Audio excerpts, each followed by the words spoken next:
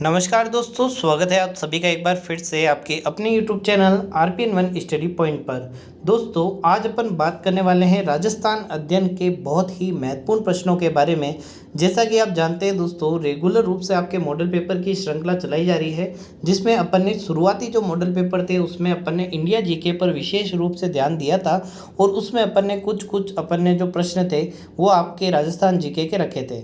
लेकिन दोस्तों, अब जो आप 2 दिनों से जो मॉडल पेपर की श्रृंखला देख रहे हैं उसमें अपन राजस्थान जीके पर ज़्यादा जोर दे रहे हैं। तो आज के जो प्रश्न है ना दोस्तों, कुछ ऐसे प्रश्न हैं जो कि आप किसी विशेष टॉपिक में नहीं पढ़ते हैं। मिक्स आपके प्रश्नोत्तरी रहने वाली है। एक तरीके से आप मान सकते हैं स्टैटिक जीके का जो पोर्शन है वो आज अपन कवर करने वाले हैं। कुछ ऐसे प्रश्न जो कि बार बार रिपीट होते हैं और बार बार इनके पूछे जाने की संभावना बनी रहती है और कई बार बच्चों को इनमें डाउट रहता है। तो दोस्तों, जल्दी से वीडियो को शेयर कर दीजिए अपने सभी साथियों के साथ, क्योंकि आज का जो सेशन है बहुत ही धमाकेदार रहने वाला है। तो चलिए शुरू करते हैं आज का धमाकेदार सेशन दोस्तों। चलिए, पहला ही प्रश्न आपका फेवरेट प्रश्न होगा दोस्तों। चलिए, लव गार्डन स्थित है, आपको बताना है दोस्तों लव गार्डन कहाँ पर स्थित है। अब ऐसा नहीं कि आप कहेंगे कि हमारे तो पड़ोस में ही लव गार्डन स्थित है। चलिए जी दोस्तों, जल्दी से बताना है आपका लव गार्डन जो है वो कहाँ पर स्थित है। 4 ऑप्शन आपको दे रखे हैं, अब आपके सामने क्लियर दिख रहा होगा। भरतपुर, भीलवाड़ा, उदयपुर और जयपुर। जी दोस्तों, याद रखना है लव गार्डन के बारे में अगर पूछा जाए तो आपको याद रखना है ये भीलवाड़ा में स्थित है, ऑप्शन नंबर बी। चलिए, पर्यटन स्थल से रिलेटेड प्रश्न पूछे जाते हैं तो आपको ध्यान में रखना है।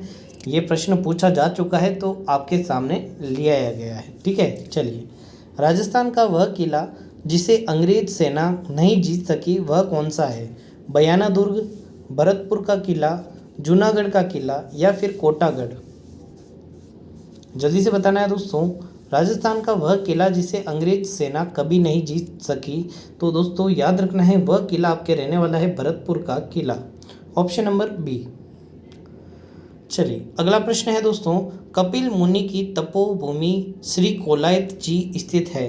देखिए, ये प्रश्न 2 बार पूछा जा चुका है। एक तो इस तरीके से कि जो आपके कोलायत है वो कहाँ पर स्थित है, और एक प्रश्न पूछा जा चुका है कि कोलायत जो जगह है दोस्तों वह किससे संबंधित है। तो दोस्तों याद रखना है कोलायत जो जगह है वो कपिल मुनि की तपोभूमि मानी जाती है। ये भी आपको याद रखना है, क से कपिल और क से कोलायत, ठीक है। ये याद रखना है, कपिल मुनि की जो तपोस्थली है, तपोभूमि है, वो क्या कहलाती है, कोलायत कहलाती है। और कोलायत कौन से जिले में स्थित है तो जल्दी से कमेंट करके बताना है दोस्तों। बीकानेर, भीलवाड़ा, अलवर और अजमेर। जी दोस्तों, जल्दी से बताना है आपको। चलिए, याद रखना है दोस्तों, कपिल मुनि की जो तपोभूमि है वो आपके बीकानेर से संबंधित है, ये भी आपको याद रखना है। तो दोस्तों, आपके लिए एक न्यूज़ भी है कि दोस्तों कल सुबह आपको एक करंट अफेयर की क्लास देखने को मिलेगी। करंट अफेयर जो कि आपके जनवरी से लेके आपके अभी अप्रैल तक जो भी महत्वपूर्ण करंट अफेयर के 50 प्रश्न हैं वो आपको देखने को मिलेंगे। तो कल सुबह की क्लास को आपको ज़रूर देखना है और इस क्लास को बिल्कुल भी मिस नहीं करना है, क्योंकि आपके लिए करंट अफेयर बहुत ही महत्वपूर्ण रहने वाली है दोस्तों। और यदि इस क्लास को आप अच्छा सपोर्ट दिखाते हैं, अच्छी तरीके से इसको शेयर करते हैं, अच्छा इस पर रिस्पॉन्स आता है दोस्तों, तो दोस्तों ये क्लास आपके लिए रेगुलर रूप से चालू कर दी जाएगी। लेकिन दोस्तों क्या करना है आपको, रेगुलर रूप से देखने के लिए कल की क्लास को ज़्यादा से ज़्यादा उसको समर्थन दिखाना है और अच्छी तरीके से उसको शेयर करना है। कल 50 प्रश्नों की जो आपकी करंट अफेयर की क्लास है आपके लिए पीटीटी परीक्षा में रामबाण सिद्ध होने वाली है। तो दोस्तों साथ ही साथ दोस्तों कल संडे की क्लास आपको याद रखना है। कल मॉडल पेपर की भी क्लास है जिसमें आपको 200 प्रश्नों वाला मॉडल पेपर देखने को मिलेगा शाम को, तो वो आपको ज़रूर देना है। और साथ ही साथ आपको ये भी बताना है कि आपके 200 में से कितने प्रश्न सही गए हैं, प्रत्येक सब्जेक्ट वाइज भी बताना है। और साथ ही साथ दोस्तों आपको पूरा टोटल भी बताना है कि 200 में से कितने सही गए हैं, ठीक है। चलिए, अगला प्रश्न है दोस्तों, राजस्थान का हरिद्वार किसे कहा जाता है। कई बार प्रश्न पूछा जा चुका है दोस्तों, राजस्थान का हरिद्वार किसे कहते हैं। और यहाँ पर एक ऑप्शन, चलिए 4 ऑप्शन दे रखे हैं आपको, पहले तो ये आप बता दीजिए। भोपाल सागर, मातृकुंडिया, मंडफिया या फिर बारडोली।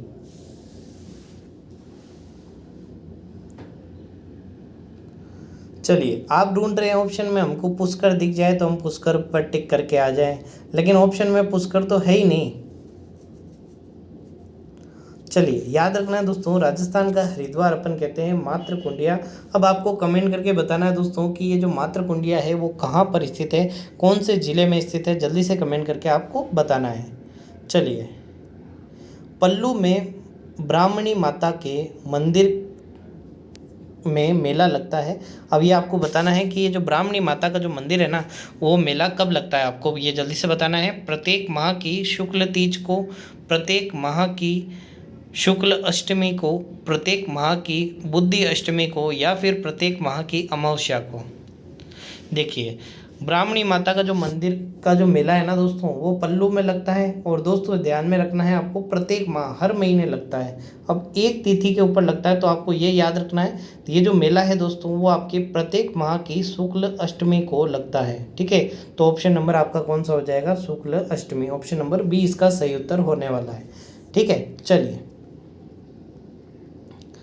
अगला प्रश्न है आपका, दूसरा वृंदावन व देश का पेरिस कहते हैं। जल्दी से बताना है दोस्तों, दूसरा वृंदावन तथा देश का पेरिस किसे कहते हैं। नाथद्वारा, उदयपुर, जयपुर और बूंदी।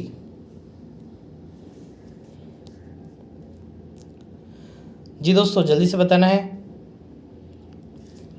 चलिए जी, चलिए, देश का पेरिस अपन से पूछा जाए तो आपको याद रखना है, पिंक सिटी राजस्थान की राजधानी जयपुर को कहते हैं।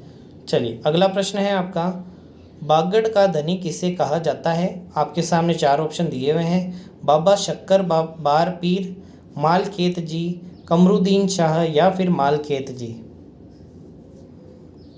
चलिए, बी और जो डी है वो आपका रिपीट हो चुका है, लेकिन जो इसका जो सही उत्तर है वो है बाबा शक्कर बार पीर। ठीक है, बागड़ के धनी इनको कहा जाता है, ऑप्शन नंबर ए।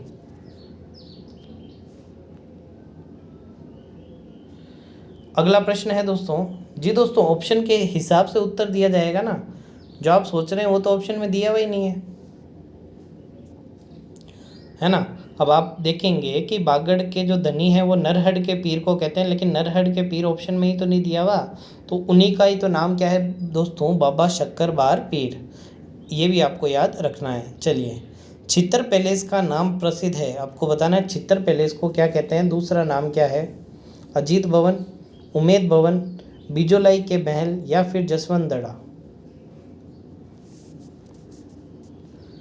जी दोस्तों, याद रखना है, छितर पैलेस का जो दूसरा नाम है वो है आपका Umaid Bhawan, option number B. अब जल्दी से कमेंट करके बताना है आपको, उमेद भवन छितर पैलेस जो है आपके वो कहाँ पर स्थित है। चलिए, जल्दी से बताइए दोस्तों। अगला प्रश्न है दोस्तों, जसवंत दड़ा का निर्माण किसने करवाया था। चार ऑप्शन आपके सामने हैं, राव जोधा द्वारा, महाराजा जसवंत सिंह द्वितीय द्वारा, राजा सरदार सिंह के द्वारा, या फिर राजा हनुमंत सिंह के द्वारा। जसवंत दड़ा का निर्माण किसने करवाया था। अब देखेंगे अपन ऑप्शन के हिसाब से, तो देखेंगे जसवंत दड़ा, तो यहाँ पर अपन देखेंगे महाराजा जसवंत सिंह द्वितीय, और अपन इस पर ऑप्शन नंबर बी पर टिक करके आ जाएंगे। और फिर अपनी भैंस गई पानी में, क्योंकि घर आके जब अपन आंसर की मिलाएंगे तो अपन देखेंगे अपनी तो गई भैंस पानी में। क्यों दोस्तों, जसवंत दड़ा का निर्माण जसवंत सिंह ने नहीं करवाया था, ऐसा आपको ध्यान में रखना है, क्योंकि कई बार पूछा जा चुका है और ये ऑप्शन जरूर देखने को मिलता है ना। अब देखिए, आपको याद रखना है, राजा सरदार सिंह के द्वारा इसका निर्माण कराया गया था, ऑप्शन नंबर सी इसका सही उत्तर रहने वाला है। अगला प्रश्न है दोस्तों, संत पीपा की गुफा कहाँ पर स्थित है। चार ऑप्शन आपके सामने हैं, जल्दी से बताना है। टोडा ग्राम टोंक में, देवली टोंक में, उनियारा टोंक में, या फिर मालपुरा टोंक में। जी दोस्तों, चलिए, याद रखना है दोस्तों, संत पीपा का जो गुफा है, संत पीपा की जो गुफा है वो आपके टोडा ग्राम टोंक में स्थित है, ऑप्शन नंबर ए। चलिए, अगला प्रश्न है आपका, आदिवासियों का मुक्तिधाम महास्थल कौन सा है। जी दोस्तों, जल्दी से बताना है, आदिवासियों का मुक्तिधाम महास्थल कौन सा है। बेणेश्वर, हल्दी घाटी, गोगुंदा, या फिर ऋषभदेव।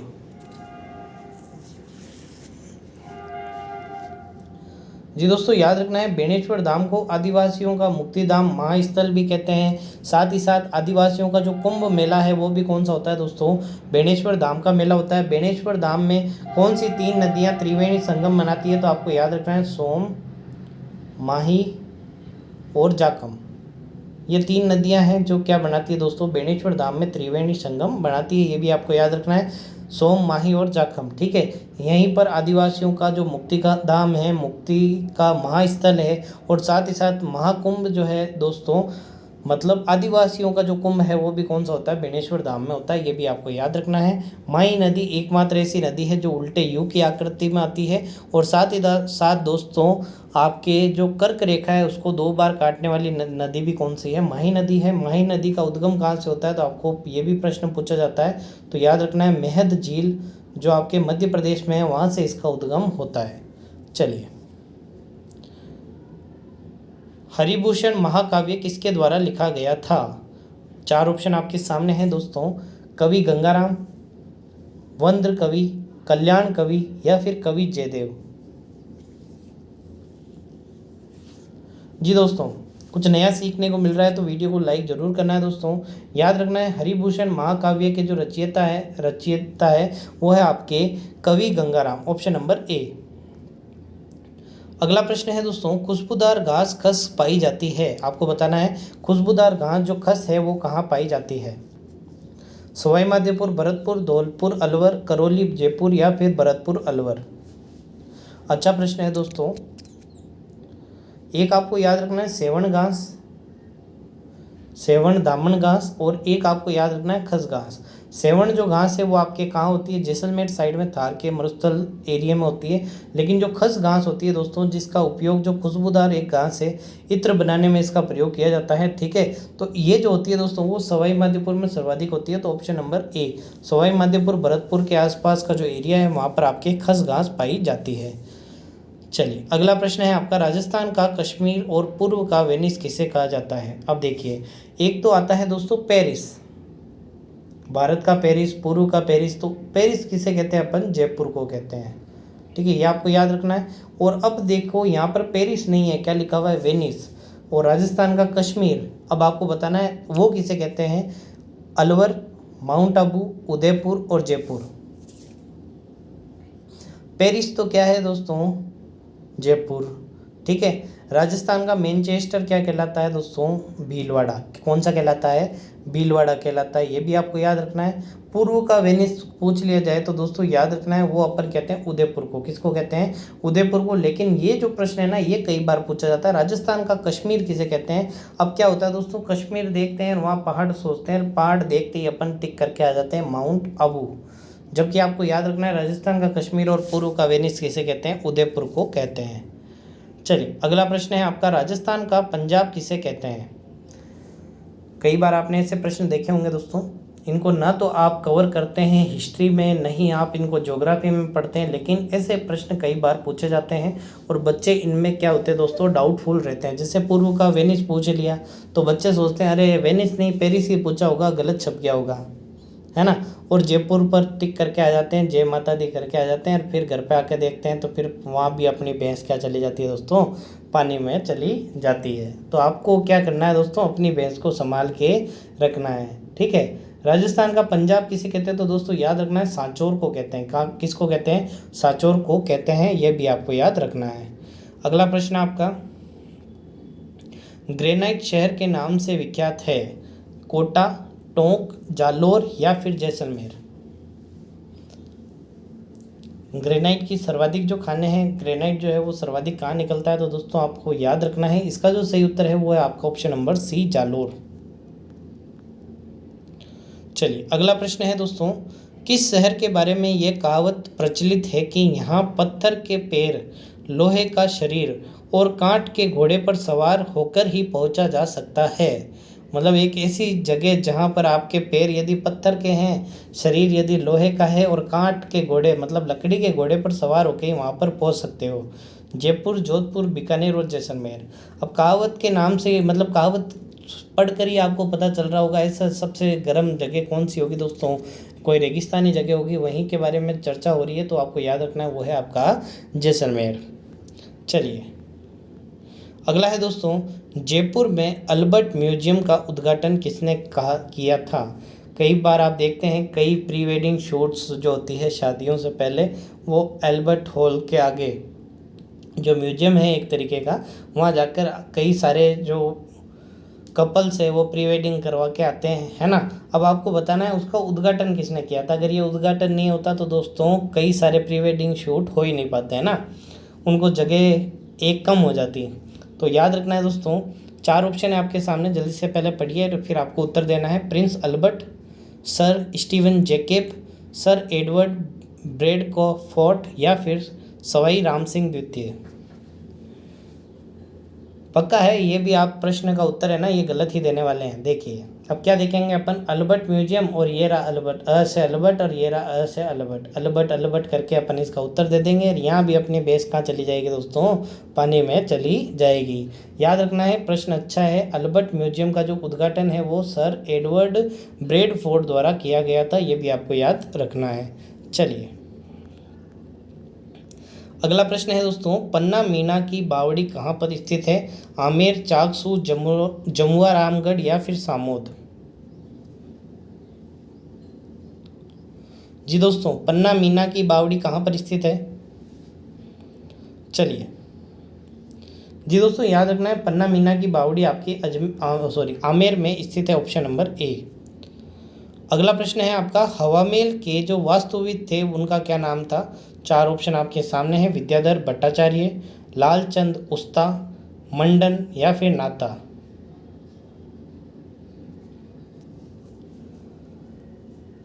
विद्याधर भट्टाचार्य ने तो जयपुर नगर की जो स्थापना है दोस्तों कि किस तरीके से जयपुर का नक्शा नवीश का जो कार्य है वो विद्याधर भट्टाचार्य द्वारा किया गया था। और जो हवामहल के जो वास्तुविद थे उनका नाम क्या था दोस्तों?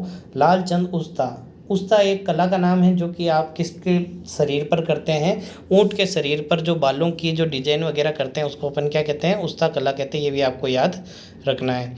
जयपुर में हवा महल जो है वो कितने मंजिल का है, ये आपसे पूछा गया है दोस्तों, जल्दी से बताना है हवा महल कितने मंजिल का है। 4, 5, 6 और 7। साथ ही साथ दोस्तों एक प्रश्न आपका होमवर्क से है, आपको बताना है हवा महल में कितनी खिड़कियां हैं, और साथ ही साथ आपकी जो इसका जो उत्तर है वो है 5 मंजिल। अब इन 5 मंजिल का आपको नाम बताना है। 5 मंजिल का आपको नाम बताना है कि 5 मंजिलों का नाम क्या है। जैसे पहली मंजिल का नाम प्रताप मंजिल है, तो अब आपको ऊपर वाली 4 मंजिलों के नाम बताने हैं कि ये इनकी मंजिल के नाम हैं, क्योंकि ये प्रश्न भी पूछा जा चुका है। चलिए अगला प्रश्न आपका, जयपुर के बनारस के नाम से कौन सा शहर जो है, कौन सी जगह जो है वो प्रसिद्ध है दोस्तों? गलता तीर्थ, देवयानी तीर्थ, शाकंभरी या फिर चाकसू। जी दोस्तों जल्दी से बताना है, जयपुर के बनारस के नाम से कौन सा जो स्थान है वो प्रसिद्ध है। चलिए याद रखना है दोस्तों, जयपुर का जो बनारस है वो आपके गलता तीर्थ को कहते हैं, ऑप्शन नंबर ए। अगला आपका प्रश्न है दोस्तों, हनुमानगढ़ में भद्रकाली मेला बढ़ता है। अब आपको बताना है बढ़ता तो है, लेकिन कहाँ कब बढ़ता है ये आपसे पूछा है। कहाँ का उत्तर तो प्रश्न में दे रखा है, भद्रकाली मेला कहाँ बढ़ता है? आपके हनुमानगढ़ में बढ़ता है। अब आपको बताना है कि कब बढ़ता है।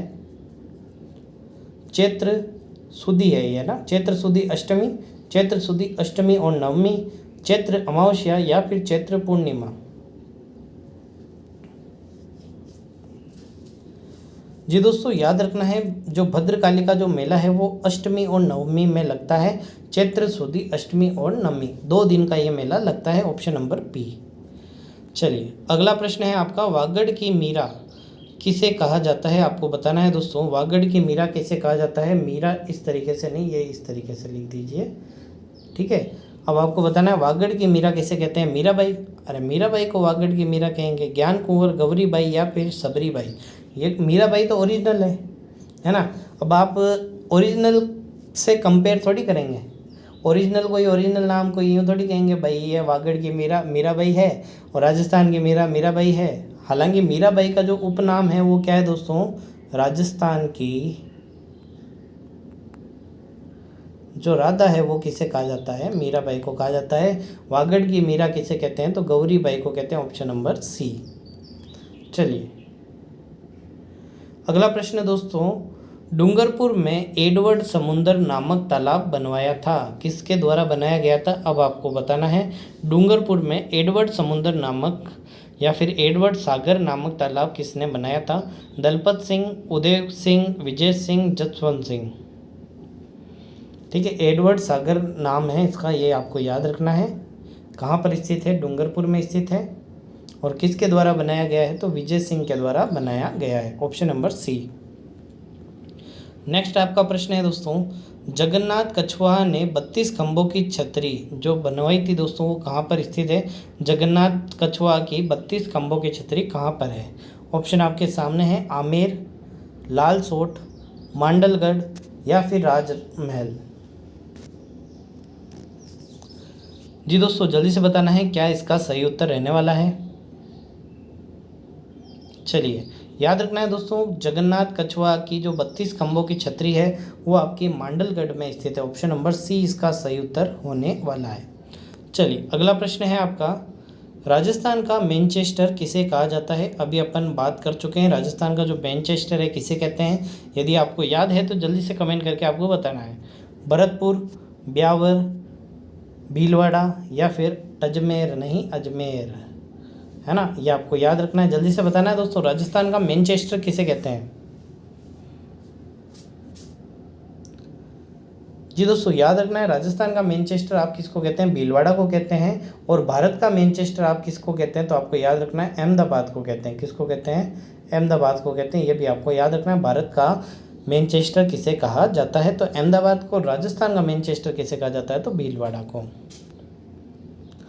अगला है दोस्तों, रानी भटियानी का जो मेला है कहाँ पर आयोजित होता है? जसोल बाड़मेर, दोरीमना बाड़मेर, तिलवाड़ा अजमेर या फिर सिवाना बाड़मेर। बहुत ही इंपॉर्टेंट प्रश्न है दोस्तों, रानी भटियानी जी का जो मेला है कहाँ पर आयोजित होता है?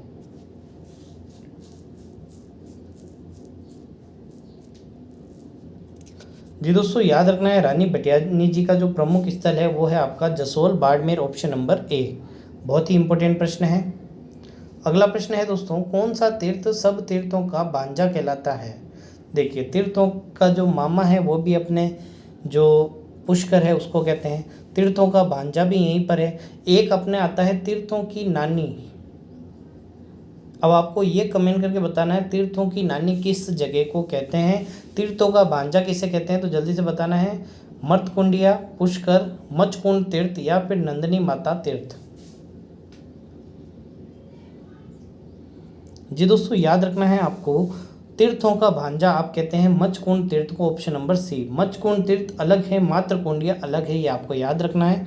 चलिए, तीर्थों की नानी किसे कहते हैं? जल्दी से बताइए दोस्तों, कमेंट करिए।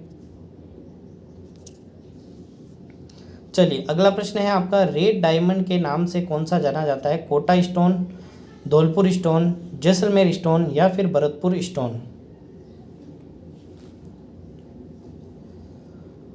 चलिए, जल्दी से बताइए दोस्तों, रेड डायमंड के नाम से किस स्टोन को जाना जाता है? चलिए, याद रखना है दोस्तों, धौलपुर स्टोन को कौन सा डायमंड कहते हैं? रेड डायमंड कहते हैं। लाल कलर का पत्थर है वहाँ पर पाया जाता है। चलिए, अगला है दोस्तों, नेक नाम बाबा की दरगाह कहाँ पर स्थित है? बारां, बांसवाड़ा, अजमेर या फिर अलवर। नेक नाम बाबा की दरगाह कहाँ पर स्थित है?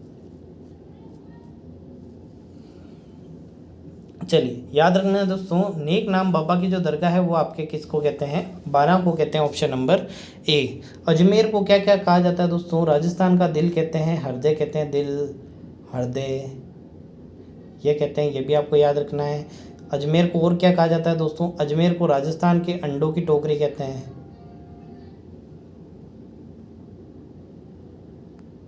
ठीक है, ये भी कहते हैं, ये भी आपको याद रखना है। भारत का मक्का मदीना किसे कहते हैं? तो भी आपको याद रखना है, अजमेर को कहते हैं।